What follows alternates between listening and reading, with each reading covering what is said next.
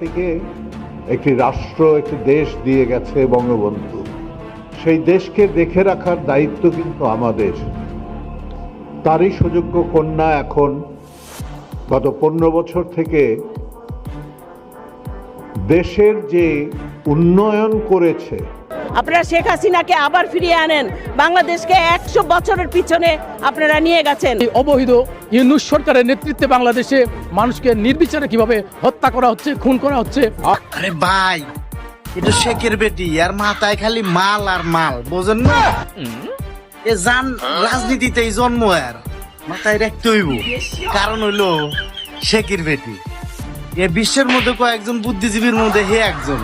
ঠিক আছে, হে চুপ হয়ে নাই, হে আছে ভাই, আপনাকে ভরি দেওয়ার তালে আছে, চিন্তার কোনো কারণ নাই। আবার সেনাবাহিনী ক্ষমতা নিল 2 মাসের লাইগা, এরপরে ভরি দিব। বুঝতে হইব নতুন প্রজন্মকে বলতে চাই, আপনারা শেখের বেটি দিচ্ছেন না, আপনি এখনো মায়ের গর্বে। এই শেখের বেটি, হেই শেখের বেটি, শেখ মুজিবের বেটি।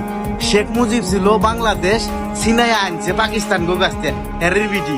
বুঝতে হইব ভাইয়া, ভালো থাকবেন, ধন্যবাদ। জয় বাংলা, জয় বঙ্গবন্ধু। এদিকে আবারও দেশে ফিরছেন বাংলাদেশের সাবেক প্রধানমন্ত্রী শেখ হাসিনা। হ্যাঁ দর্শক, আপনি ঠিকই শুনছেন, ভিডিওটি দেখতে থাকুন, থাকছে বিস্তারিত। বাংলাদেশের সাবেক প্রধানমন্ত্রী শেখ হাসিনাকে বাংলাদেশে নিয়ে আসতে চাচ্ছে অভিনেতা আলমগীর সহ। শেখ হাসিনার ছেলে সজীব ওয়াজেদ জয়। সজীব ওয়াজেদ জয় বলেন, শীঘ্রই দেশে ফিরছেন শেখ হাসিনা। গণমাধ্যম থেকে গুঞ্জন রটেছে অভিনেতা আলমগীর আজ বিকেলে এক শেখ হাসিনাকে ফেরাতে আন্দোলনে নেমেছেন।